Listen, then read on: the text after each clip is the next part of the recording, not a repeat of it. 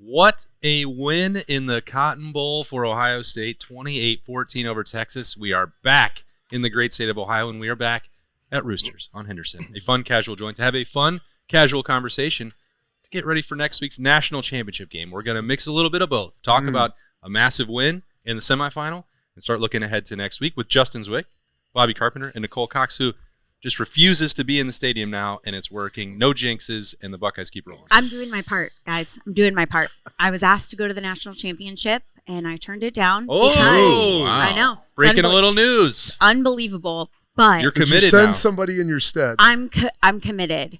Allie's looking for a ticket. Can she have your I think it was a little. I think it was a little more of a complicated invite. It was a bit like per our business partnerships, and but. Yeah, I was like, I appreciate you asking, but I'm going to do my part. We've been playing so well since I haven't gone.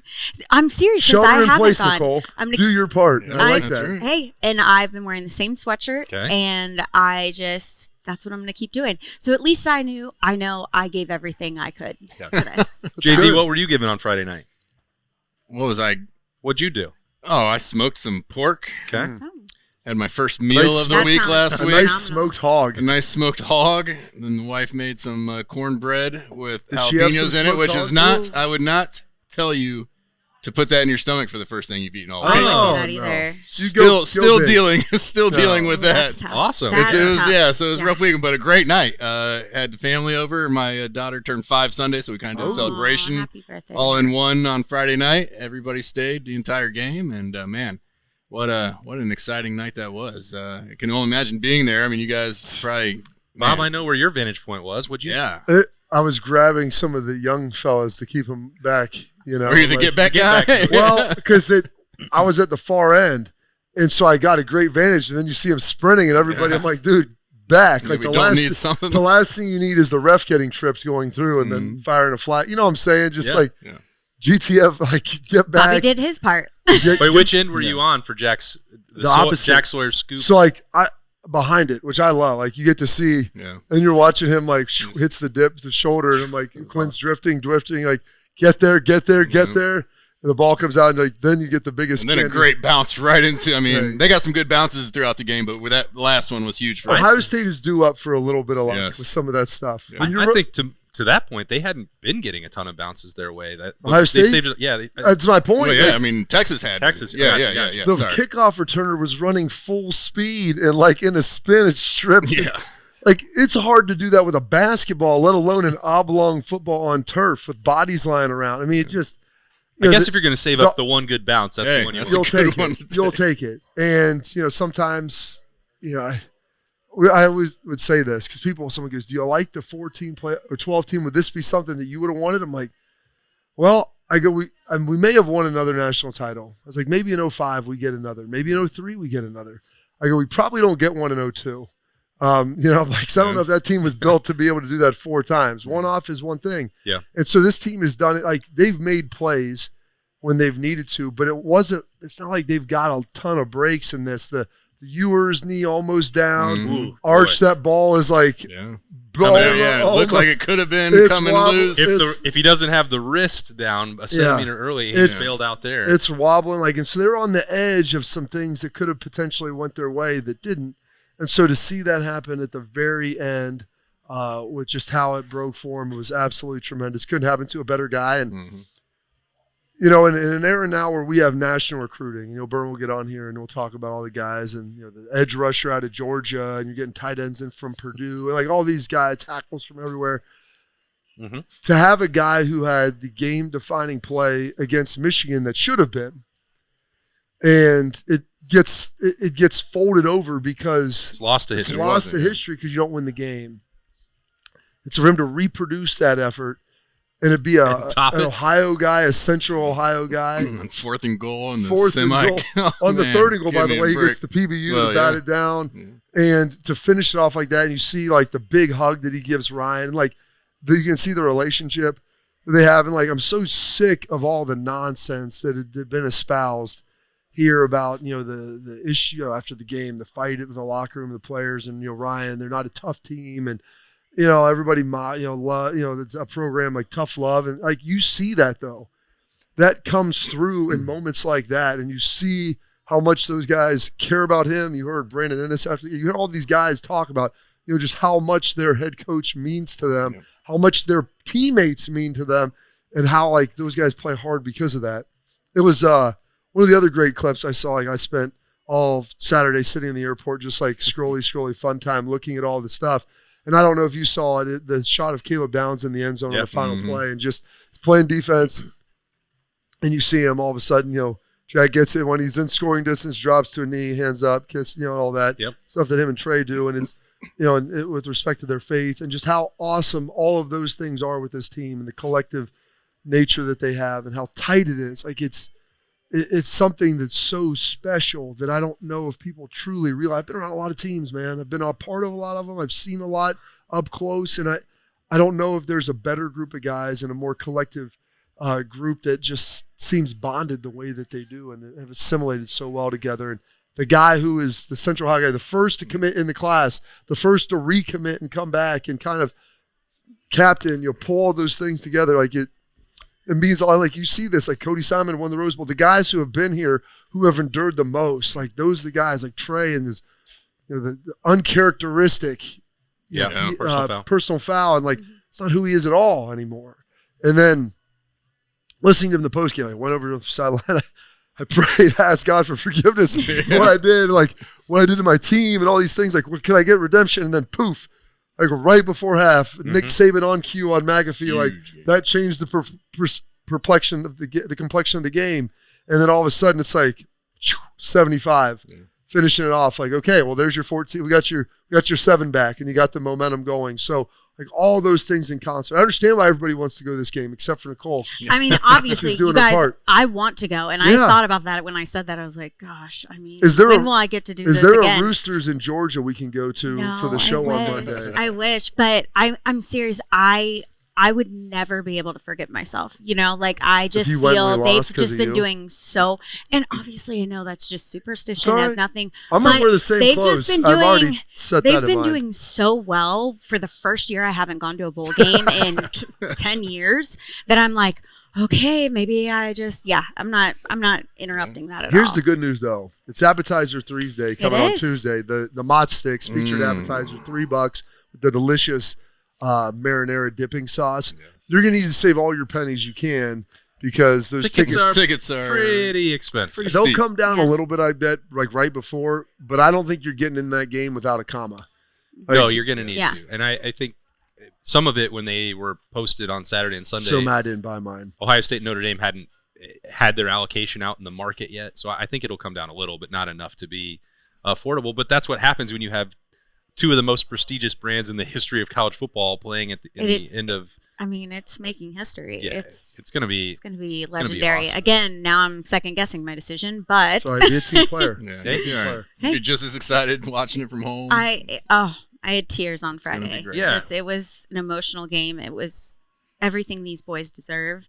And like you were saying, Bobby, about how close this team is. I mean, this team is close when there are so many guys that share a position and still support one another, on and off plays. And I just think that that's something very unique that you don't see at a lot of other schools. I mean, maybe now I guess I really only focus on Ohio State, but I just think that's incredible how much those two, like I'm thinking of Travion and Quinshawn. Well, the block that Quinshawn threw on one of Trey's runs, like those guys play hard for each other, like really hard. And you can tell like they're all about winning. They came here to win. And it's not about being a star. It's about doing it together. And I just love that. And I asked Sonny during the celebration post-game, which was awesome.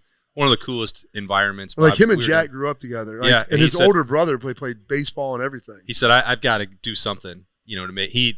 The block wasn't he's basically boxing out. It's okay. Just get in front of him. But he said, I got to do that. He mentioned Lathan's failed return of the 2-point play early in the year where he did not get the block, and he wanted to make sure that they could contribute, make sure that Jack made it all the way down there. So that goes to your point as well, Nicole. And you texted on Friday night how great you felt for Jack, who is an unpaid endorser of Roosters already. But he's probably earning more gift cards as we speak. Yes, that is very true. Him and his family are long time regulars of Roosters, and we're just forever grateful to him and the national coverage he's given us. And so there might be some things coming up this week that we will announce, but I'll leave it at that. What was awesome is like seeing the guys' families on the field after the game, and that's the big like going down to the game. I'd rather watch it, to tell you the truth, at home and watch it like in a sterile environment and relax. But there is no substitution. I've got a chance to get to know some of these guys through recruiting. And getting a chance to be down there with like Cody Simon, who like his journey's fairly well documented now, where you come to the school and you expect to play and you wait 3 years and you're finally a backup and you start some last year in reserve and then become the blocko, the captain. You're playing as well as anybody in the country right now on the defensive side of the ball. And to see his parents, and I was sitting there on campus with him down at Nancy's Jay-Z on 11th and 5 years ago, and talking to his parents like, hey, if you come here, you do all the things right, like take care of your business, things will work out for you.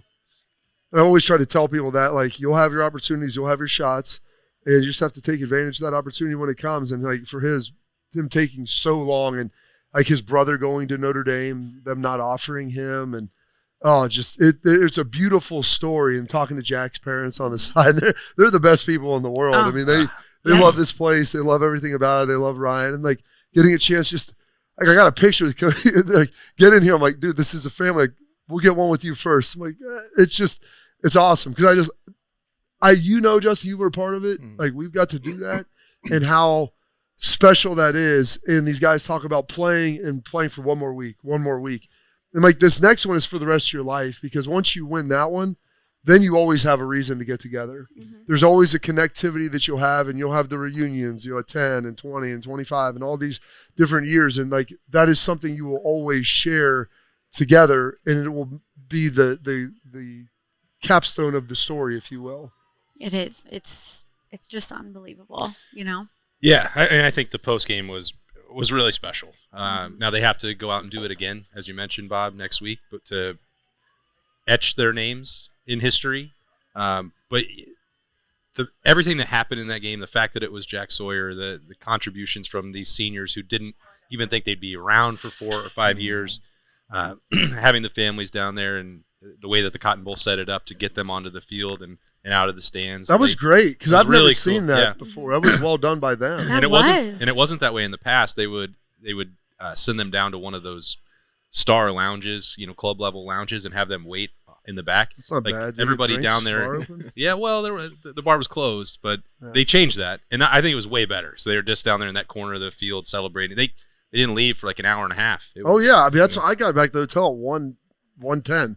Part of that was Tim May driving around, and it was dangerous out there. It is. There's the black ice on Friday night, but that's a whole nother story. This is about Buckeye leaves from Roosters. And are you going to go first, Nicole? I will definitely go first. See the scratch pad over there. Oh gosh, your great notes. I mean, I want to do a Schlegel and just give do it to it. everybody. Go for it. I really, watching this team, and Bobby, I think, as much as it pains me to say this, we agree on this, that what you said about just giving it your all and it will pay off. Like, I'm such a believer in that, and that's why I really struggled with the game on November 30th. And I hate to keep bringing that back up, but it's part of the journey. I mean, it is part of the journey. And I really believe there's no one in the world that wanted to win that game more than Ryan Day and Ohio State. They wanted it so badly that they kind of got in their own way, because they were just trying so hard and kind of forgetting just naturally what they're good at and treating it that way. But now, because of that adversity, like, look at these guys now. We're just dominating, and we're going to the national championship. And I don't know if I wouldn't have felt as confident about that happening had we not lost that game, because that game is what gave the juice for these guys that came back to beat Michigan, that they're like, we're doing something before we leave. And you saw that with Jack's play, and you see that. I've seen that a lot with Jack in these past few games of, the blocks and like the almost interceptions and and then he just got that moment. I mean, watching the videos on Instagram of people watching that play happen, I mean, it's incredible just the way people feel and the excitement. So I want to give it to Jack because of just the passion and his choice to come back. And he had a goal when coming back. Mm-hmm. And you just see him constantly striving for that and the passion behind it. So, but I also feel like Will played incredibly well, and everybody, is kind of joking about him falling when it should have been a touchdown. The guy falls more than anybody I've ever seen in a year. Did you hear the McAfee? He's like, the 20, got him. Like, where is Kansas State Will? He used to run him into the end zone all the time. You guys, when you have extremely long legs and you're trying to get that body, I understand what he's doing, but it's just like, man. So,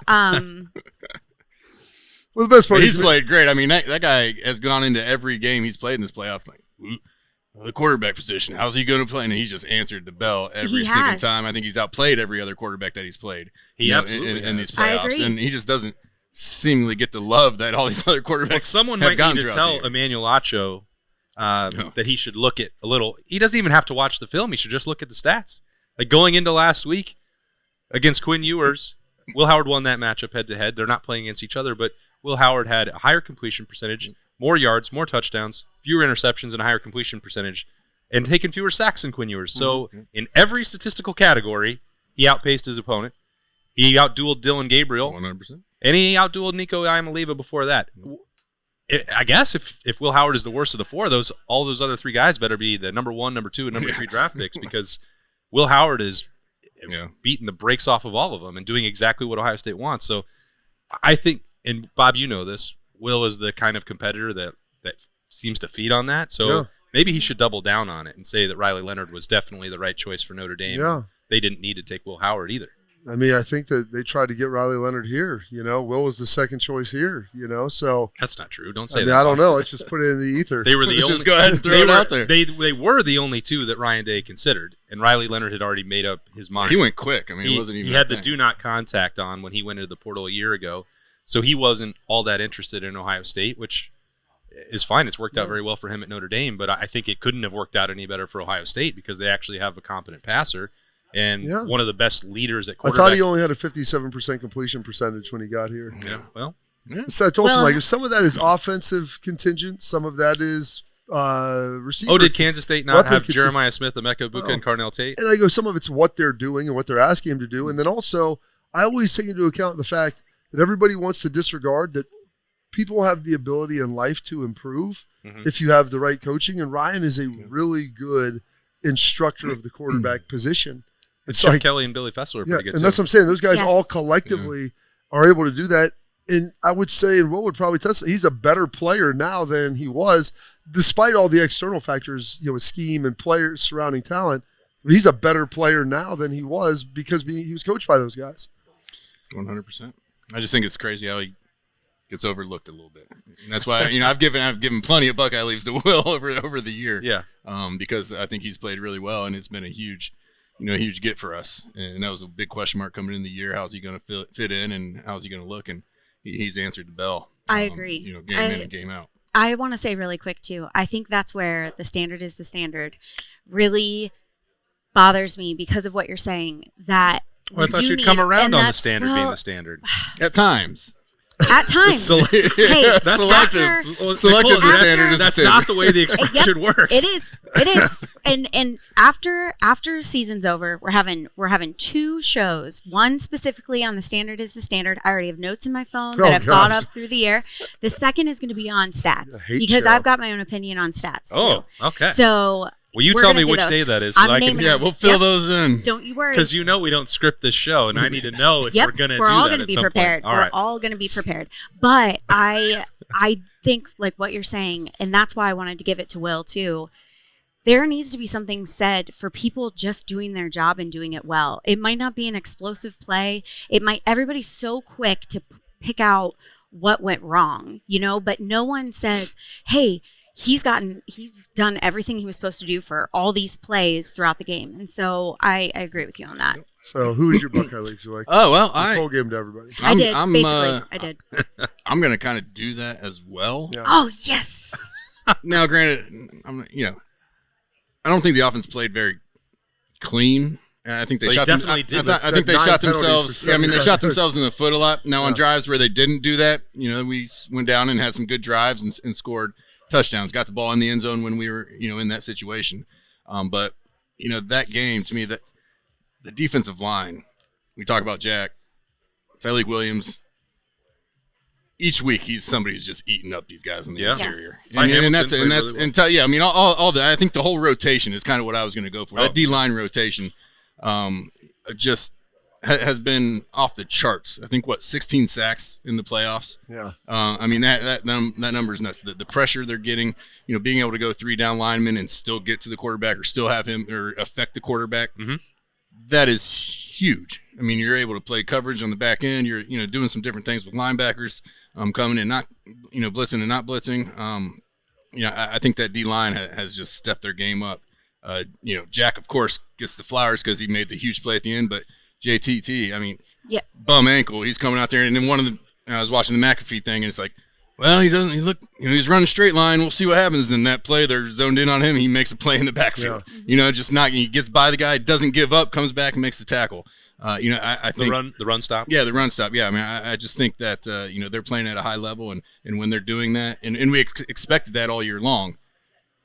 But at the most important time of the season, they are doing what they're supposed to be doing, and I think that was huge for us. And of course, a goal line stand, first and goal from the 1. You got 6 plays almost down there, and they make stops after stop. That was the game, and so flowers to those guys, or Buckeye leaves to those guys. So I've got 4, and I'm going to double up a little bit because, Jack had the huge play, JT had a bunch of sacks, DFLs. Ty Hamilton did have half a sack, and he had half a sack earlier. But him and Tyleik and what they've done inside, and even that rotation, when they bring K-Mac in, Hero Canoe, some of these other guys have been cycling Hero Canoe played way more than I thought he was going to in that game. And those guys played well. And that's what I'm saying. The interior guys that maybe don't get the credit, but I always reference Justin because the worst thing as a quarterback, pressure around the back, you can step up and you can slide pocket. When you go to step up and there's nowhere to go, yes, you have a problem. That's tough. And those guys are large humans. They push the pocket. They're handling the run. What did Texas have? 30 yards or I think it was 58. 58 yards rushing. 29 carries or something. Yeah, they did a great job up front. And then 2 other guys that may not be talked about as much. I thought Will Kazmarek did a great job blocking. He had a couple catches, Jay-Z on just the Y home there, catch it for 8 and dragging dudes across to pick up extra yards. And then G. Scott, that play. On 4th down, it's 4th or 3rd and 8, 3rd and 9, and he catches about 5 yards. And he battles. It could have been 4th and 6 very easily. He battles for that extra 2-3 yards. It seemed inconsequential, but that's what sets up Will's run. Yep. You're not probably running the quarterback on 4th and 5. Yep. And so G. Scott, who probably heading into last week's game, the biggest thing people remember him for is the personal foul against Michigan and the headbutt and everything there. Last week obviously opens the game with a huge play, and then this week that play will not go unnoticed because it was and may get overshadowed at times, but that was a big determining factor to help set up that go-ahead big third effort play. They had him down. 2 guys were on him, and he's just. I'm like, does he still have room on that sideline? And, he had room. Hand down. Knee didn't go down. I was gonna, if nobody had done it, I was gonna talk about G. Scott, give him a Buckeye lead for that extra effort. It changed the dynamic. It changed the play calling.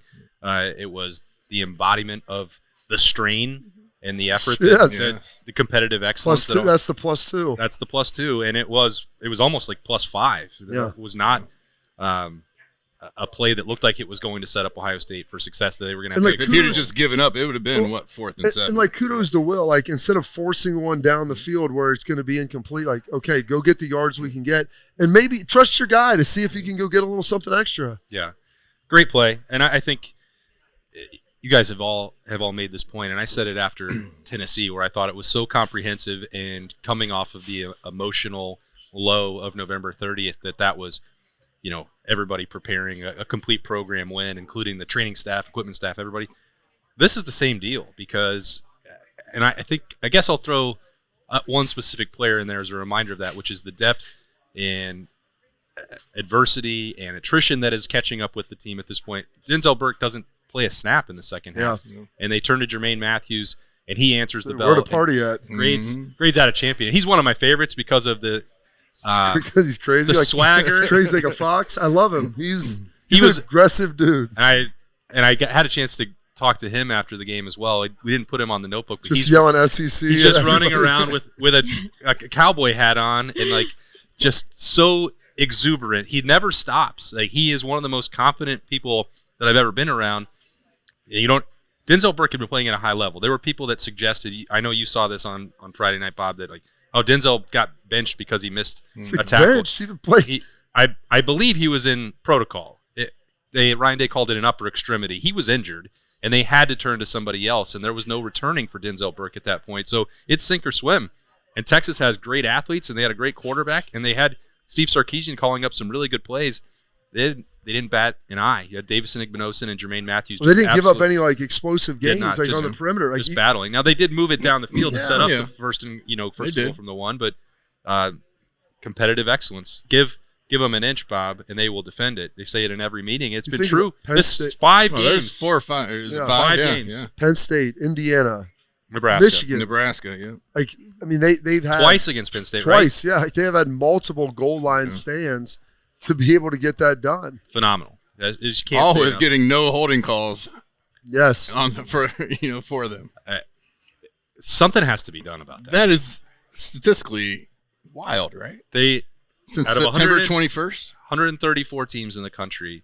Ohio State's opponents are the least penalized team in the country. Tell me how that is actually going possible. Against the best defense in the country. It doesn't make a lick of sense. And it also, if you watch a game, you can tell that it should not be that way. Yeah, it's not true. It's wild. Even on the third down play, Jack's getting held.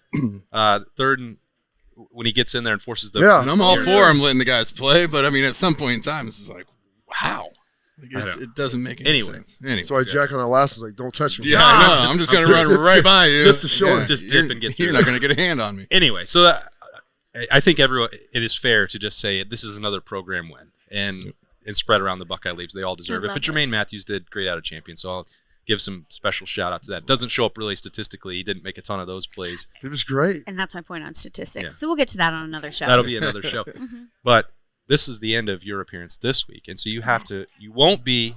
I think we'll try and figure something out with Bob for next Monday. We'll be in Atlanta already. That'll be, we'll manufacture the Roosters show for next week. We won't be here, and you won't be in Atlanta, so we can't have you on it. You guys, and the more and more we're talking about, I'm like, why did I say no?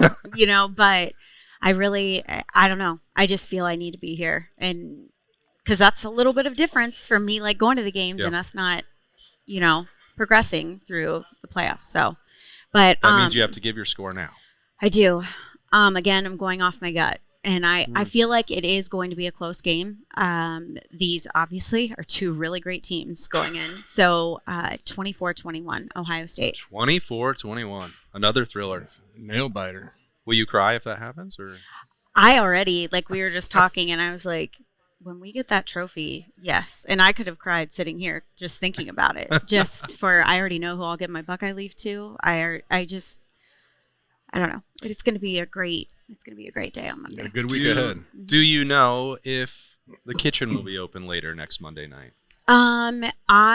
So the game, we are open until midnight. Last call's at 11:15. That decision has not been made yet. I will make some phone calls to find out. All right. So, and we'll announce that on social media. What time will the game start? 8:30 probably. I saw 7:30 is when coverage starts. Yeah. But, so 8 maybe. I haven't seen the actual kickoff time, but 8:29. They have been getting later and later, unfortunately. It's late nights. Tough. And then we'll get that information to Nicole, and then they can make their decision. Bing, bong, bang. If you're in Columbus, you will want to be at Roosters to watch it. There's no doubt about that. I mean, it'd be kind of perfect for a nice MLK Sunday night for the kids. You'd think so. Day off work. That'd be nice. Got the NFL. So can't compete with the behemoth. Just give college football the platform. I feel like this game would do okay if it went up against this game. I'm guessing probably would. I'm guessing this would be the highest. I'm guessing the NFL doesn't want to go up against this game. Yeah. Ohio State and Notre Dame probably is going to stand on its own. Yeah, that's a week away. We'll figure out what show we're going to do from Atlanta when we get there. But that's going to do it for the first half in here with Nicole. We're going to take a quick break. We're going to have Berman here, and we're going to keep talking about the Buckeyes at Roosters, which is a fun, casual joint. Roosters has been so fortunate. We just want to be able to give some of that back to the community. They donate to organizations that are near and dear to their heart, and we're so fortunate to have been with Roosters now for a long time. They always go above and beyond to help support our foundation to further help veterans. It's just a wonderful feeling to know that Roosters supports the Buckeye Cruise for Cancer. All the folks at Roosters are just genuinely kind folks, and they want to make a difference. Thank you, Roosters Foundation. Thank you, Roosters. Thank you, Roosters. Thank you, Roosters Foundation. We are back, second half, back at Roosters Fun Casual Joint, talking about Ohio State and Texas getting ready for the national championship game next week. And we're going to do it with Berm here now. Negative Berm. What's up? He's positive, Berm. What's up? Berm wanted to fly to Atlanta. That's how positive he is. Before Jack's strip sack, Berm was on the sideline packing up his stuff, said game's over. Tech's going to score, go for 2. You guys hanging out down the sidelines? He sent me a picture about 10 minutes left in the fourth quarter of a distraught Jordan Hancock, which he only does that when he's afraid the other outcome might happen. So that I can put this on the article. There you go. Taylor, I know you're writing it up there. Here's the picture. So I knew what his mindset was. I have to at least have one prepared for you in the event that things go poorly. Most games, that's not a possibility when Ohio State's playing. But he didn't send one at halftime. I didn't send one at halftime because it seemed because you go 75 yards of the zone, people feel better. At that point, there was at least a real possibility Ohio State could lose the game. And even if Texas would have scored, Ohio State would have scored to win the game on a last-second field goal, as I predicted. Just like you predicted. That's right. The week before. Listen to you. So, positive not negative, not positive. Hell of a game. That's what you want, right? That's what the national semifinal is supposed to be. Two great both teams. of them. Those are the two most talented teams in the country, in my opinion, as far as top to bottom roster. When those dudes walk out of the tunnel, those look like the guys you expect to see in that stage. Texas was very, very good. I think they were better than most Ohio State fans believe they were. I think they played more to their potential. They played to their potential. They hadn't played like that since Michigan consistently all year. So it's what you want, and now you get an opportunity to go. I think the fascinating thing is that Ohio State Notre Dame is like the two teams with the most resilience of any team in the country. And that's how you get to be. It's amazing. They have 2 fired coaches that are coaching. 2 fired coaches. The 2 maybe worst losses of the season, the most embarrassing losses of the season, to losing to Northern Illinois and Michigan the way Ohio State did as a 20-point favorite. But that's a lot of time to talk about that game. Donovan Jackson deserves a helmet sticker if we're giving him out here still. Yeah, like people, and I feel bad about this because his move to tackle. You don't talk about it because it's been so good. Yeah, like generally speaking, when people are talking about the offensive line, it's because something bad has happened. Mm-hmm. But Donovan, he may have made himself a ton of money because he has certainly made himself. There's the ability now, like you can play guard or tackle if we really need you to at a high level too. Yeah, Texas has dudes that are NFL caliber players. Oregon has NFL caliber players. Tennessee had NFL caliber players on the line. The only time he's been beat was by Abdul Carter. And that was his first week. Because he's one of the best. He's played almost better at left tackle than I feel like early in the year at guard. I would agree with that wholeheartedly. I mean, it's been really amazing to watch, and he's really tied that offensive line together. He deserves a ton of credit. Did not give up a pressure in that game while the rest of the line had their moments. Obviously, there's still a ton of opportunity for this offensive line to get better, considering how much restructuring's had to take place. But I was really. Well, they only have 1 game left. I was worried. Well, yeah, I mean, they can still get better heading into Notre Dame. Yes, better. I was worried about the snaps from Carson Hinsman in this game against Texas. Like his first one was super low, like on the ground, and he cleared it up. Didn't have that problem the rest of the game, which is something that he'd had struggles with against Tennessee and against Oregon. So hopefully that's out of his system because he put one on the ground in this game that Will had to rescue. Well, Seth told him, don't put snaps on the ground in the national semifinal. Well, people will get mad at you. That's great advice. Forget everything else you've done. It's great advice. And then defensively, I know that there's obviously Jack Sawyer deserves so much credit for the games he's continued to play. JT Tuimoloau was unbelievable again, and then gets hurt and then still fights through it and comes in and comes back in the third quarter making plays, running down the field the 83 yards with Jack on that play when his ankle is obviously hurting. But Jordan Hancock to me was someone that was just all over the field. Yeah. And maybe isn't going to get the talk that Caleb got for the game he played, and Caleb saved 2 touchdowns, obviously. But Jordan was just awesome, and I think he wishes he would have dove for a ball that he would have picked off a pass there. But Texas had a very obvious game plan to get the ball out quick and in space to their slot receivers. And Jordan was right there all game long making the tackles. So before we dive into anything else, I just think that those are two guys that aren't really getting talked about a lot from this weekend that probably need more. I think Sonny's in the same boat. Sonny's going to get picked on because he gave up the touchdown. What's amazing, they had only run they really hadn't run like full swing wheels.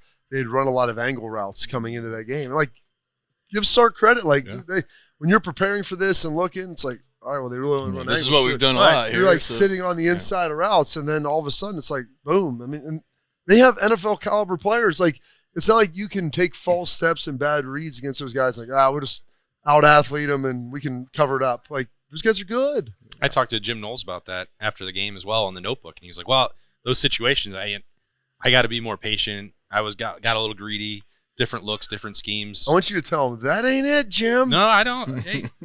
Hey, he called enough that were great, and I think the chess match between Steve Sarkisian and Jim Knowles was awesome. Like they both have elite players, and they're two of the best in the country at what they do, and each one was gonna have moments of success. Like that's the way it works in these games. And Jim Knowles and Ohio State, Jack Sawyer ultimately got one more play that they needed over Sark and Quinn Ewers, which that's the determining factor for that game. It was awesome. And Caleb Downs and Lathan Ransom, too, with the play before that, or the second down play. Mm-hmm. Just, you and I gave a lot of credit to Caleb on that play initially, and he blows it up. But Lathan had to be pursuing as well. It's that tandem is Lathan, Jordan, Davison, Igbenogson, all there. That play, like, Texas fans are going to lament that play for a long time, but it's just so happened that every guy on the left side of Texas's offense got beat badly in their one-on-one. I mean, Caleb saw it and fired, and then everyone else beat their blocks. So, I mean, that happens sometimes. You're playing against a really good team, and I tweeted it on Saturday. Like, that play is probably the right play call just against the wrong team. So, here's the reality. Like, if you go back, and the coaches will have cut-ups of this, it's like, let's watch Ohio State's goal line defense. Wow, they're really good. Penn State tried to hammer it in there. They've done inside. this a few times this season. Michigan tried to hammer it inside. All these teams have tried to hammer it on them. They're expecting us to hammer it on them. Maybe let's see if we can get to the perimeter. It's not a terrible They did try on not first at down. all. Yeah. They saw what was maybe going to happen. Just didn't work out. So now everybody's saying, "Oh, you should have leaned on him for four straight plays." I don't know what you want them to do. Like Ohio State, they ran a first down. Boom. Yeah, stuffed. Yard loss. Like, you're expecting to get 2 more plays there. You're not really expecting to lose 7.5 yards on that play. Even if you get stopped, you're expecting to get stopped at the 1. Then this is the like give us an inch and we'll defend it. And on defense, just keep playing. You can have bad snaps. You have a guy jump off sides. You get a penalty, and all of a sudden that first and goal from the 1 is now second and goal from the 6 or the 11. Because penalties on defense aren't that punitive. You can't give up any yards down there because you're just getting half the distance. And so they kept battling. They fought, and you put them in 3rd and 6 or whatever it was, 3rd and 8. Yep. And you get Jack, get a PBU, and then all of a sudden, like, here's the game. Yep. The irony is that was Texas's cleanest and best offensive drive of the game until they get to that point. Well, and what was interesting, I was curious, when it was 4th and 8, and Mike looked, like, do you kick a field goal here? Because it's one thing if it's 4 minutes to go. Ohio State would have needed 3 first downs to burn it all the way end out. the game. You have, I think they had all their time. I think that's why they went for it, because they're like, hey, we can stop. Their offense hasn't done anything. Yeah. They're going to get the ball inside of the 10. Who cares? We'll get the ball back at midfield with 3 minutes to go. Thought, and that's probably the right play. Just like, do you get the field? It just happened to turn into a 14-point swing. Worst case scenario. Yeah, worst case scenario happened. Worst case scenario. So, no doubt. That was, I mean, you were talking about it a little bit with Zach Bourne on the Monday morning podcast daily, but the way that stadium exploded in that moment is something that the only time it's ever been even close to that in my time covering Ohio State being on the sideline was the 85-yard touchdown run against Alabama, where it's like, oh my God, they're going to beat Alabama. And I was thinking about some of these like historic plays in Ohio State history in the last decade, especially. And you go back to that Bama game, there was the Michael Thomas touchdown from Evan. There was 3 of them in this game. There was the Zeke run. There's Steve Miller touchdown. Steve Miller band. Like, that game had 3, and that you needed all 3 of those in that game to beat Bama. And so you have Jack Sawyer, you have Travion. What would be the 3rd? In this game, Winshaw's touchdown run to start the game was Yeah. Man ball. Holy cow. Yes, it was. He was running I hard. mean, this game had the two of them for sure, but I don't. It's funny how these things always kind of Will happen. tried to give it. Will was going to give Well, it. Will should have been touchdown. The 20-yard line broke that up for him. Well, He still scores. There's ridges out there on the field. It's not the smoothest turf. Yeah. Well, you wanted to burn some clock. He did. It was great. Some of the jokes that Ohio Him State, and Jack are making. they're like improv night up there. Like When Jack says, he's like, I was just trying not to fall down like Will did. Don't want to fall like Will. Yeah. I love that. Also, Jack's at the end. He's like, I don't care. It's a live mic, and I'm going to use as much profanity as I can. Like, it's great.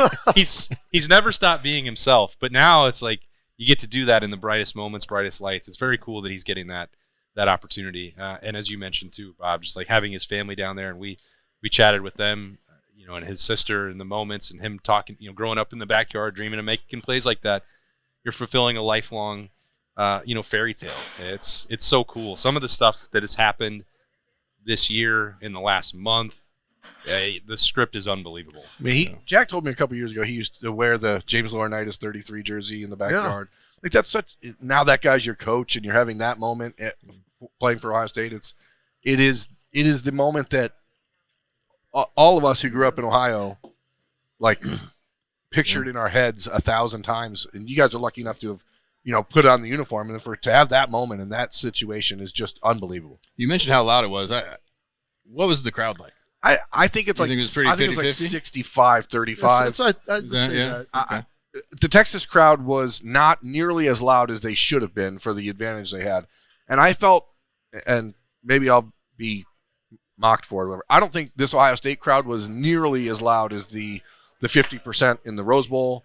Certainly not what it was at Ohio Stadium against Tennessee. I felt like in the fourth quarter, probably a lot of people felt like I did, where I'm sending him a photo just to be like, just in case. So this is looking good. They're going right down the field on us here. As soon as I got down to the field and saw you, the first thing that you said, you were mocking the national media who were queuing up there. Yeah, they're Ryan Day jokes. Fire Ryan Day But takes. you were nervous too. I was preparing. You need a photo in case they lose, so I had to give. If they you lost, one. I just wouldn't have posted Snapchat. That's a lie. I had to get. That's my job. It's the same last year against Notre Dame when Ohio State was about to lose. I sent you photos. I went in. I pre-made the graphics for the post games with the score: Notre Dame 14, Ohio State 10. And I walked back out to the field with 2 minutes to go, and I said, "God damn it!" And I walked back, made a different graphic with the Ohio State winning, just in case. That's my job, is to prepare. I was certainly saying, I could see on Twitter the national media was starting to formulate their Ryan Day can't get it done. Big choking in the game. It was 100% happening, and then, but you could tell the fans were a little bit on edge, and I don't know if it was just travel fatigue from the fans who there was an anxiety. It was a weird because the players were trying to juice the crowd up, and there was they shouldn't have had to. But it's third down. Yeah. I don't care if they're on the 20-yard line. Shoot louder. So as they get closer, scream louder. I'm not expecting that to be the case. I don't think it'll be the case next week in Monday in Atlanta. I just think that whether it was just when you have fans who have to travel as much as fans have had to in the last few years, it's obviously not always the same people because people are.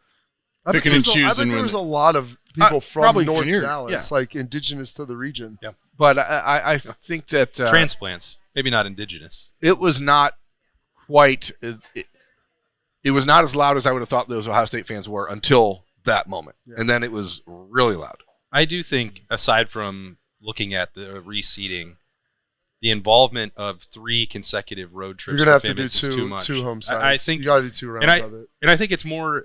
When people are looking at the top seeds losing, I think there are different explanations for that. Arizona State and Boise State should not have been one of those. If they were reseeded the right way, that would have been a 2 beating a 9 and a 4 beating a whatever. The quarterfinals, I think, also need to be on campus. That's a huge deal in college football, always has been, and those teams were robbed of that opportunity. If you get an off week and you get a bye and a home game, that's a whole different ball of wax. That's what you should have. That's what you should earn, and I think Oregon should be pretty upset about that. Now, that may not have this version of against Ohio State. And they drew Ohio State, which is that's a double whammy for them. And the fans, that helps the fans out a little bit. I mean, you're spending $20,000 to make it to all these games. Well, if you're going to all 3, I mean, that's if you're staying downtown crazy Atlanta money. right now, it is $800 a night in downtown Atlanta.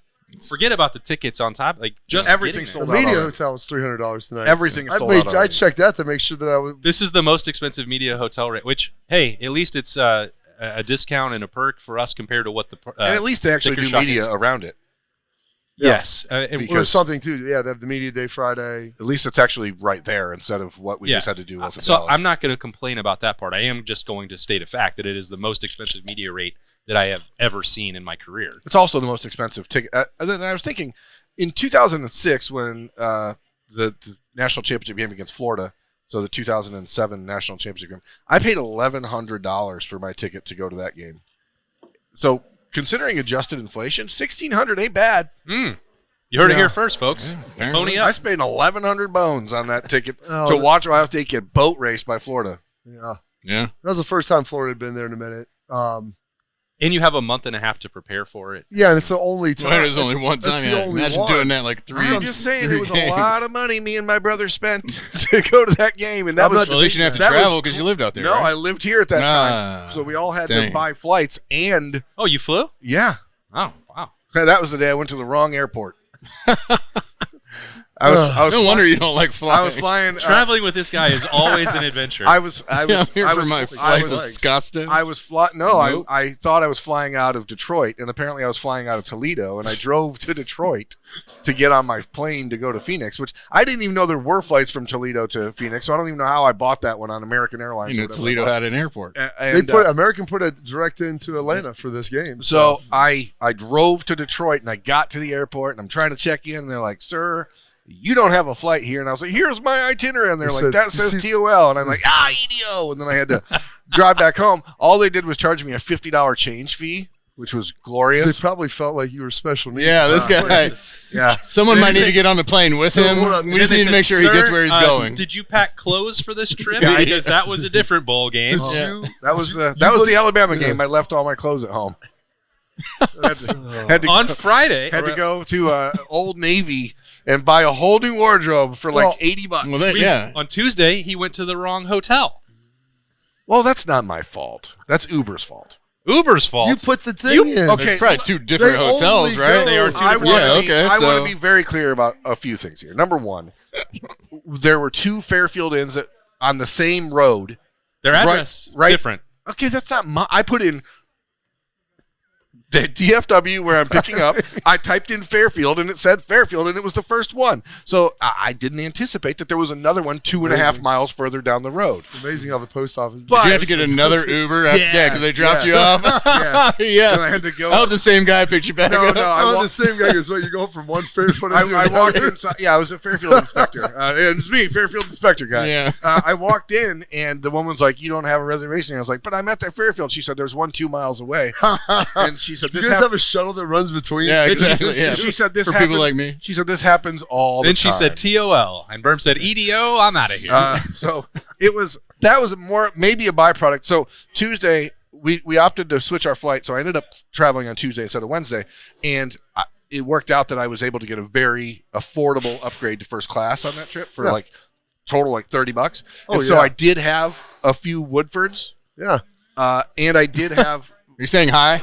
I had. I normally take. Hey, that's a heck of a deal. I normally take Dramamine before I fly for anxiety. You said the Woodfords will do this. No. I had both. He doubled down. So there is a chance that when I got to the hotel, I was take me to the Fairfield Uber, man.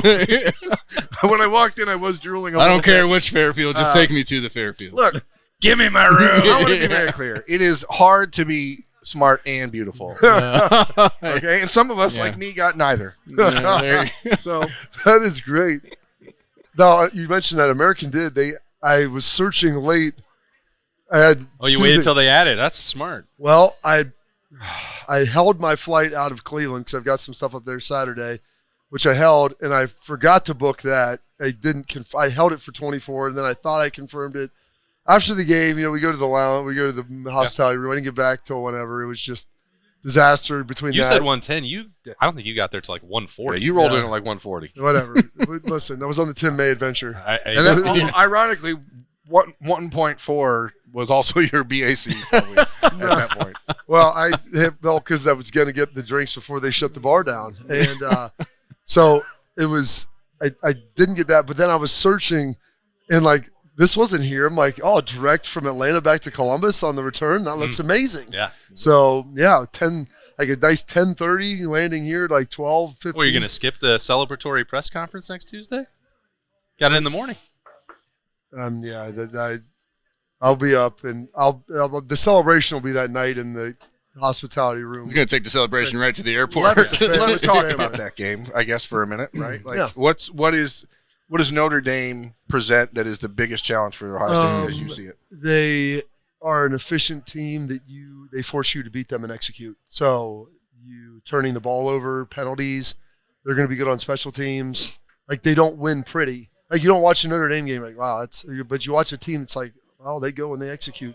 They're good up front. This will probably be the best defense they see in totality. Now, losing Mills 2 weeks ago, I think, hurts them a little bit, and his brother Meek. So we'll see if they're able to bounce back, how they're able to kind of balance that. They have some offensive line troubles too, right? They've got some offensive line guys that are hurt. They don't really throw the ball a ton. Like, it's not like Riley Leonard throws it for 500 yards. If he throws it for 150, he threw it for something. He had a couple, But I mean, he had one underthrown. Two guys fell down on their own. One double bust. Yeah. Yes. So, like, he got some big plays out of there. But if he has more than 15 completions in a game, I'd be surprised. Now, what he had coming into the Penn State game is on 3rd and 4th down, he had 21 first down conversions, which is the most on their team by like 15. Love is second with 6. Love had a hell of a touchdown run in that game. Like, these guys play really hard. Ryan Day said they have to play their best game to win. That is factually accurate. Like, you're not just going to be able to go out there and roll out the helmet. They're going to be tough. They'll be physical, and they're going to force you to beat them. Now, I was reading something. They like to play a lot of man throughout the season, right? I mean, you know Marcus. All man. Does he make a change on that? What do you think? I just don't see it happening. You think they just come in with what they believe in what they do? Yeah. I mean, They have the Al proof. Golden is a little stubborn. They have the proof of concept from a year ago where the Ohio State had ostensibly the same receivers. You just trade out Marvin for JJ and Carnell Tate for Julian Fleming. You have a similar concept and proof of concept. Say, hey, we can defend those guys. Now, you don't have Benjamin Morrison in this game. You don't have Cam, the kid who's playing for the Chargers right now, the rookie. Yeah. Or not playing for the Chargers anymore, but it's on the Chargers this year. So they have Xavier Watts, who's probably the second best safety in the country behind Caleb Downs, and they use him a lot, very similar to the way Ohio State uses Caleb. So it's not a situation like with Texas where they just had Taffy or however his name's pronounced over the top of JJ the whole time. I really don't think that they're going to change what they do. I think they're going to believe in it. And the chess match between Al Golden and Chip Kelly, I think, is just going to be fascinating to watch, because Pete Kwiatkowski in Texas did a great job, but that's how they played all year, and it just sort of lined up. I don't know that I don't think it suits Notre Dame to change. I actually asked you about that right away on Friday night in the media lounge, Bob. It's like, if you had 44 days to prepare for the national title game, maybe you would get more elaborate. If you have a week, sure, you could do some of that. They'd probably have some zone and bracket coverage already in the arsenal. I would imagine that the length of the season, the number of games they've played, and Marcus and Al Golden are both very good coaches. They'll have some of that, but I don't think you dramatically change your identity around just one player, even if it is someone who's as good as Jeremiah Smith. Yeah, I agree with you in that, Verm. But I do think if they'll fade the safety heavy over him, and they're going to lean to that and to see what they can do. And but they don't have a second safety like Texas did. Yes, Makuba is a very, very, very good second safety. So you let Taffy do what he did against JJ, and then you still had Makuba to take over the rest of the field. Yeah, I don't think Notre Dame's second safety is that guy. Yeah. So I just think it's an interesting dynamic. And I don't like the pass rush element. They got a lot against Penn State. They were able to make some plays.